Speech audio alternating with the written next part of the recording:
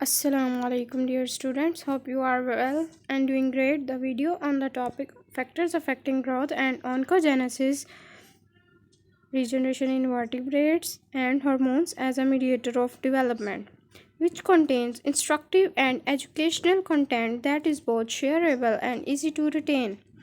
So let's start our first topic, oncogenesis, factors controlling growth and oncogenesis. First of all, we discuss about definition of oncogenesis. Oncogenesis is the formation of a cancer whereby normal cells are transferred into the cancer cells. The process is characterized by changes at cellular genetics, epigenetic levels, and normal cell division. It is also known as carcinogenesis or tumorigenesis. Oncogenesis हमारी body में एक ऐसा process है जिसमें cancer की development होती है।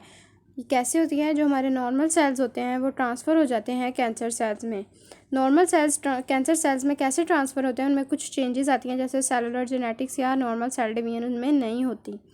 इनको हम कार्सिनोजेनेसिस और ट्यूमोरिजेनेसिस भी कहते हैं। जो सेलुलर जेनेटिक्स चेंजेस होती हैं यानी उनमें कोई उनका जो जेनेटिक मटेरियल है जिसको हम डीएनए कहते हैं उसमें कोई चेंजिंग आ रही है, या फिर सेल डिवीजन है वो एबनॉर्मल हो रही है, या एबनॉर्मल हो रही होती है, या फिर वो ज़्यादा हो रही होती है सेल्स में।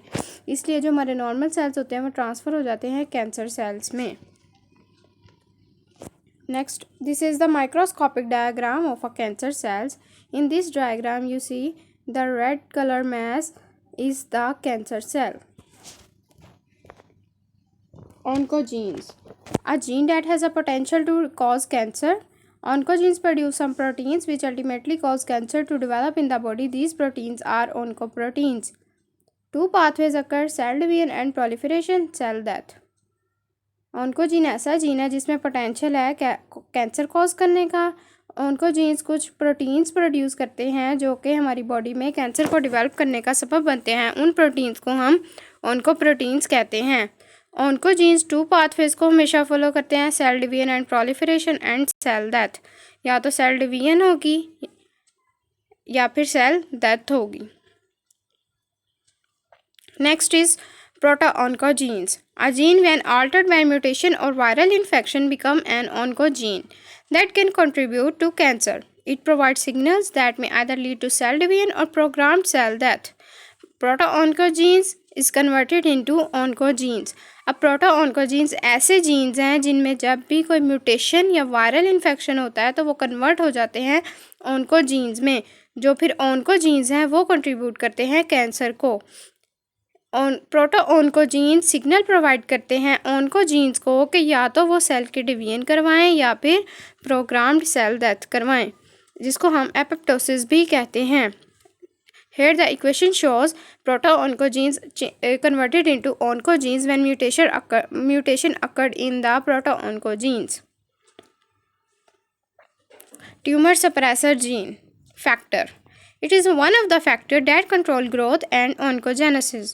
The regulatory proteins within a cell that follow living or dead pathway are called tumor suppressor protein, and the gene that encodes that protein called tumor suppressor gene.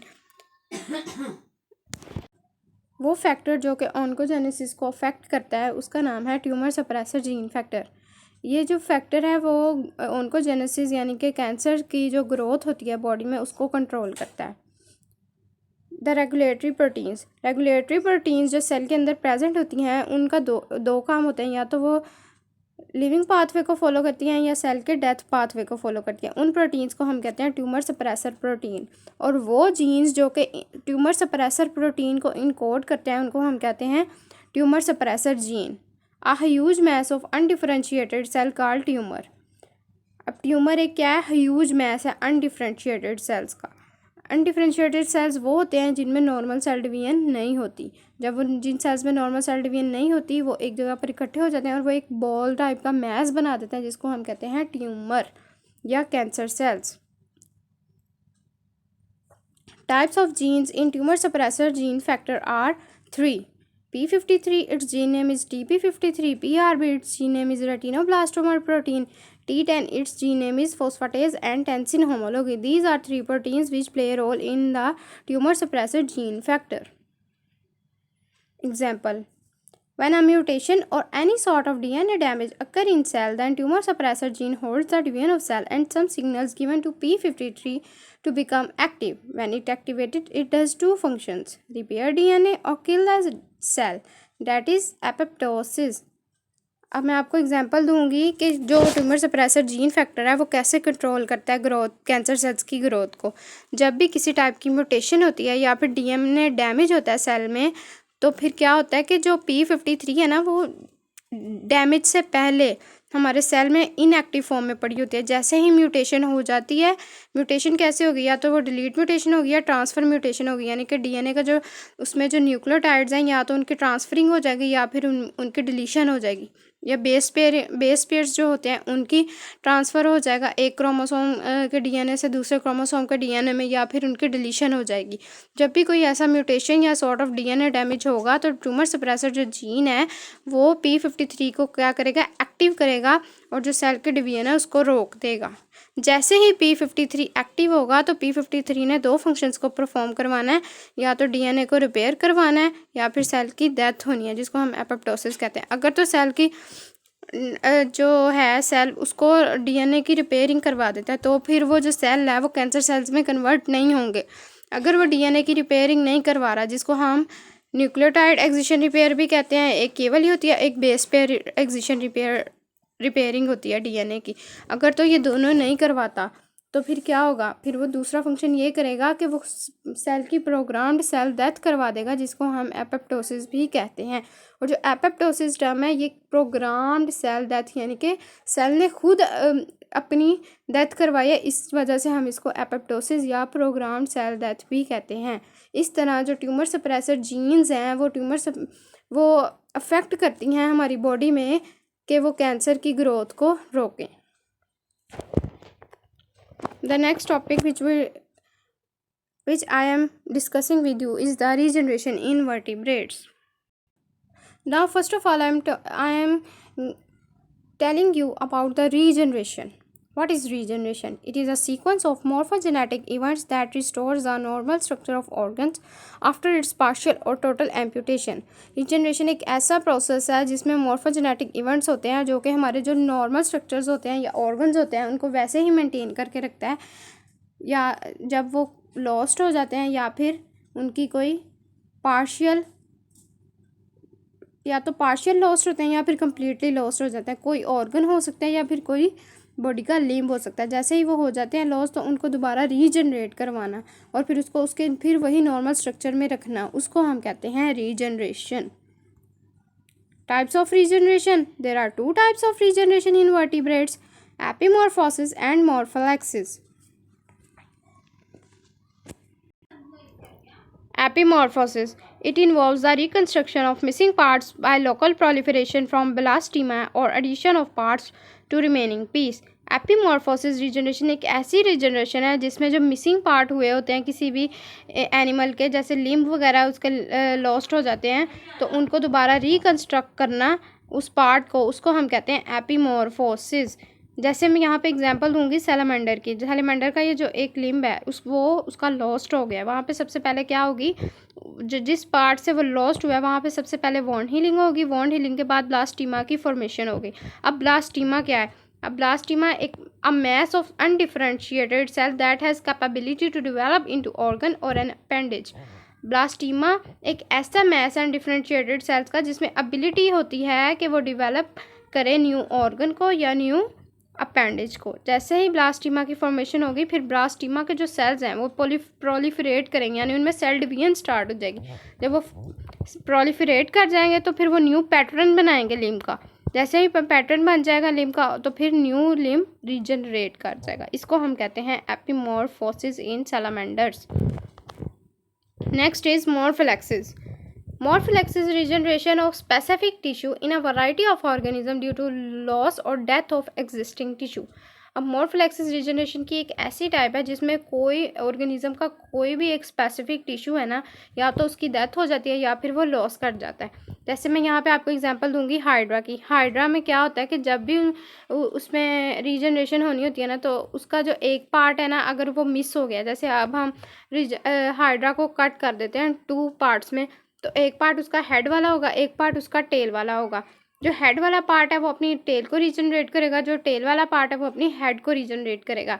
इनमें जो टिश्यूज़ होंगे, जैसे कि इसकी जो टेल है उसमें उसने किसको रीजनरेट करना है, हेड को, तो वो हेड को रीजनरेशन करवाएगा। उसकी जब रीजनरेशन हो जाएगी फिर जो हेड वाला है उसकी टेल की रीजनरेशन हो जाएगी, जो टेल वाला है उसके हेड की रीजनरेशन होगी। रीजनरेशन के बाद वो दोनों ग्रोथ करेंगे और एक इंडिविजुअल यानी अडल्ट हाइड्रा बन जाएगा।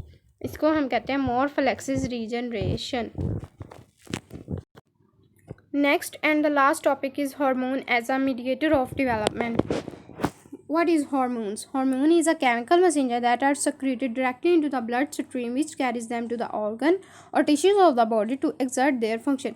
अब हार्मोन एक ऐसा केमिकल मैसेंजर है, एक ऐसा केमिकल है जो कि हमारी बॉडी में डायरेक्टली रिलीज़ किया जाता है, हमारी बॉडी के ब्लड में, फिर वो जाता है स्पेसिफिक टिश्यूज़ या ऑर्गन्स के पास और वहाँ जाके वो अपना फंक्शन परफॉर्म करता है। There are three types of hormones: amines, proteins and peptides, and steroids. Amines are simple molecules, peptides and proteins are molecules made up of amino acids, and steroids are derived from cholesterol. Next, the first one gland which release various hormones in our body is the pituitary gland. It is a master of gland and found at the base of brain attached to the hypothalamus. Pituitary gland एक ऐसा gland है जिसको हम master of the gland कहते हैं। ये हमारे brain की बेस पे प्रेजेंट होता है और ये हाइपोथैलेमस के साथ अटैच होता है। अब पिट्यूटरी ग्लैंड के टू पार्ट्स हैं, anterior pituitary gland and posterior pituitary gland. Anterior pituitary gland releases 5 types of hormones: growth hormone, adrenocorticotropic hormone, thyroid stimulating hormone, follicle stimulating hormone and prolactin. One by one, I am discussing with you the functions of anterior pituitary gland hormones. First of all, growth hormone. Growth hormone stimulate the growth factors. In child, it is necessary, and without it, dwarfism occur. And children who lacks it are fat and small. Growth hormone क्या करता है? Growth factor को stimulate करवाता है और ये ज़्यादातर children's में इम्पॉर्टेंट है, क्योंकि अगर चिल्ड्रंस में ये ग्रोथ हार्मोन नहीं होगा मौजूद या रिलीज़ नहीं हो रहा होगा तो फिर उनमें क्या हो जाएगी, एक डिजीज़ कॉज होगी जिसको हम ड्वार्फिज्म कहते हैं, और इस ड्वार्फिज्म की वजह से उनका कद नहीं बढ़ेगा और वो फैट होंगे और स्मॉल होंगे। Next is adrenocorticotropic hormone which is also known as ACTH, stimulate adrenal glands to secrete glucocorticoids such as cortisols. Adrenocorticotropic hormone क्या करता है? एड्रीनल ग्लैंड्स को स्टिमुलेट करवाता है कि वो रिलीज़ करें ग्लूकोकॉर्टिकॉइड्स को, जिनमें आते हैं cortisols. Next, thyroid stimulating hormone. Thyroid stimulating hormone stimulate thyroid gland to secrete thyroid hormones. ये थायराइड ग्लैंड को स्टिमुलेट करवाता है कि वो थायराइड हार्मोन्स को रिलीज़ करवाएं। Follicle stimulating hormone. Follicle stimulating hormone is also known as luteinizing hormone. It stimulates the production of gametes and sex steroid hormones. ये production gametes की प्रोडक्शन करवाता है और हमारे जो सेक्स स्टीरॉयड हार्मोन्स हैं उनकी भी प्रोडक्शन में जो हेल्प करता है, जो हार्मोन्स पर फंक्शन परफॉर्म करता है, उसको हम कहते हैं follicle stimulating hormones. Follicle stimulating hormones को हम ल्यूटिनाइजिंग हार्मोन भी कहते हैं। Next and the last one is prolactin. Prolactin stimulate the mammary gland growth and milk production. जो prolactin है ये mammary gland की growth को stimulate करवाता है और milk की production करवाता है during suckling. Next is posterior pituitary gland. Posterior pituitary gland releases 2 types of hormone: antidiuretic hormone and oxytocin.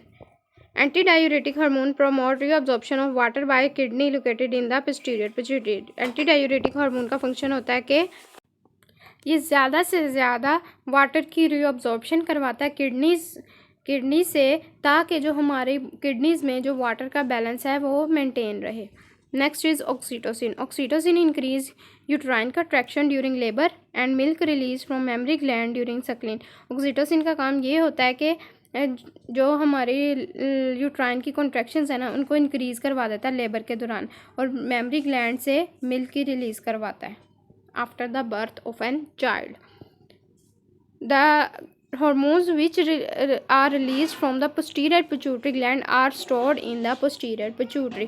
जो भी hormones posterior pituitary gland से रिलीज़ होंगे वो स्टोर भी posterior pituitary में ही होंगे. The next gland is thyroid gland.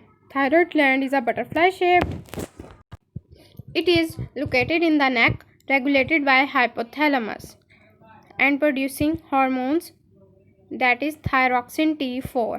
Thyroid gland है वो जो एक बटरफ्लाई शेप्ड का है, वो हमारी नेक में प्रेजेंट होता है और इसको रेगुलेट कौन करता है, हमारा हाइपोथैलेमस रेगुलेट करता है और ये हार्मोन रिलीज़ करवाता है जिसको हम कहते हैं थायरॉक्सिन या T4। जो थायरॉक्सिन है उसका फंक्शन ये है कि increase blood metabolic rate, basal metabolic rate, affect protein synthesis and other metabolic processes, help regulate long bone growth। Thyroxine का फंक्शन ये है कि वो हमारी मेटाबॉलिक एक्टिविटीज़ को इंक्रीज़ करवा देता है, प्रोटीन सिंथेसिस को इंक्रीज़ करवाता है हमारी बॉडी में, हमारे जो बोन्स की ग्रोथ है ना उसको रेगुलेट करने में भी जो हेल्प करता है, उसमें उस हार्मोन का नाम है thyroxine. The next one is adrenal gland. It is present on each kidney and consist of adrenal cortex and adrenal medulla. जो एड्रीनल ग्लैंड्स हैं वो हमारी दोनों किडनीज़ पे प्रेजेंट होते हैं, एक आता है एड्रीनल कॉर्टेक्स और एक आता है एड्रीनल मेडुला। एड्रीनल कॉर्टेक्स को हम कहते हैं outer layer of the kidney and the adrenal medulla हम इनर लेयर ऑफ किडनी को कहते हैं। Adrenal cortex releases to types of hormone, mineral corticoid and glucocorticoid. The function of mineral corticoid is it increases the reabsorption of sodium by kidney to regulate water balance, such as aldosterone। जो mineral corticoid है ना वो aldosterone की release करवाते हैं और उनका काम क्या होता है कि वो ज़्यादा से ज़्यादा जो सोडियम किया है वो उसको रीअब्जॉर्प्शन करवाता है किडनी से, ताकि हमारे बॉडी में वाटर का बैलेंस बरकरार रहे। Next is glucocorticoid. Glucocorticoids such as cortisols and related hormones, long-term stress conditions, increase blood glucose level, promote release of fatty acids from the adipose tissue। Glucocorticoids में आते हैं cortisols वगैरह, जिनका काम क्या होता है कि हमारे जो blood glucose level है उसको increase करवा देता है, फैटी एसिड्स जो कि एडिपोज टिश्यू से रिलीज़ होते हैं उनको भी इंक्रीज़ करवाता है। Next is adrenal medulla. Adrenal medulla release two types of hormone, epinephrine and norepinephrine। Epinephrine is also known as adrenaline and norepinephrine is also known as noradrenaline। The function of the both hormone is it perform roles in fight and flight mechanism that increase the heart rate, blood pressure, blood glucose level, breathing rate, cardiac muscles contraction। अब ये जो epinephrine और nor epinephrine का function है वो ये है कि ये फाइट और फ्लाइट मैकेनिज़म्स को प्रमोट करवाता है, जैसे कि हमारे हार्ट रेट को इंक्रीज़ करवा देता है, ब्लड प्रेशर को इंक्रीज़ करवाता है, ग्लूकोज लेवल को इंक्रीज़ करवा देता है बॉडी में, जो हमारी ब्रीदिंग रेट्स होती हैं उनको इंक्रीज़ कर देता है और जो हमारी कार्डियक मसल्स की कॉन्ट्रैक्शन है उनको भी इंक्रीज़ कर देता है। कौन करता है? एपिनेफ्रीन और nor epinephrine. The next one is pancreas. Pancreas is located between the stomach and proximal portion of the small intestine. It releases two types of hormones, insulin and glucagon. Insulin. The function of the insulin is it decreases the blood glucose level by promoting uptake of glucose by liver and muscle cells and conversion of glycogen to glucose। अब insulin क्या करता है कि ये हमारे blood glucose level को कम कर देता है। क्यों? क्योंकि जो हमारे बॉडी को ग्लूकोज मिल रही होती है हमारे लीवर या मसल सेल से, वो कैसे कम होती है? क्योंकि जो बॉडी को लीवर और मसल सेल से ग्लूकोज मिलती है वो किससे मिलती है? ग्लाइकोजन से मिलती है। ग्लाइकोजन की ग्लूकोज में जब कन्वर्जन नहीं होती तो हमारी बॉडी में ब्लड ग्लूकोज का लेवल कम हो जाता है। इस वजह से फिर वहाँ पे हार्मोन कौन से रिलीज़ होते हैं? Insulin hormone. अब कुछ पेशेंट्स हमने सुना होगा कि जैसे डायबिटिक पेशेंट्स होते हैं उनको क्या लगती है? इंसुलिन लगती है। उनको इंसुलिन क्यों लगती है? क्योंकि जो उनमें उनका जो पैनक्रियाज होता है वो ग्लाइकोजन को ग्लूकोज में कन्वर्ट नहीं कर रहा होता और उनकी बॉडी में ब्लड ग्लूकोज का लेवल बहुत ज़्यादा कम हो जाता है। इसलिए उस ब्लड ग्लूकोज लेवल को मेनटेन करने के लिए हमें उनको इंसुलिन के इंजेक्शंस या टैबलेट्स प्रोवाइड करनी पड़ती हैं। Next is glucagon increase blood glucose level by promoting breakdown of glycogen and release of glucose from the liver and muscles। अब ग्लूकागोन में क्या होता है कि ब्लड ग्लूकोज लेवल का जो लेवल है वो इंक्रीज़ हो जाता है, क्योंकि हमारी बॉडी में जो ग्लाइकोजन है वो ज़्यादा से ज़्यादा किस में कन्वर्ट होना शुरू हो जाती है? ग्लूकोज में। Next and the last one is gonads. It produces sex hormones and perform role in development of secondary sexual characters in organisms. It release the following hormones oestrogen, testosterone and progesterone. जो gonads हैं वो हमारी body में sex hormones को release करवाते हैं और इनका काम होता है कि हमारे जो सेकेंडरी सेक्सुअल करैक्टर्स हैं ऑर्गेनिज्म के उनको डेवलप करना। ये 3 तरह के हार्मोन्स को रिलीज़ करवाते हैं, oestrogen, testosterone and progesterone. Oestrogen is release in female ovaries, regulate development and maintenance of ovarian and menstrual cycle. Oestrogen जो है फीमेल के ओवरीज में रिलीज होता है और इसका काम होता है कि ओवरियन और मेंस्ट्रुअल साइकिल को मेंटेन करना। Testosterone is release in males testis, regulate development of sperm production. ये मेल के टेस्टिस में रिलीज होते हैं और इनका काम होता है कि जो स्पर्म्स की प्रोडक्शन हो रही होती है उसको रेगुलेट करना। Progesterone is also released in female ovaries to prepare uterus for pregnancy. ये प्रोजेस्टेरोन फीमेल के ओवरीज में रिलीज होता है और ये फीमेल के ओवरीज में जो स्ट्रक्चर होता है यूट्रस उसको प्रिपेयर करता है प्रेगनेंसी के लिए। Thank you so much.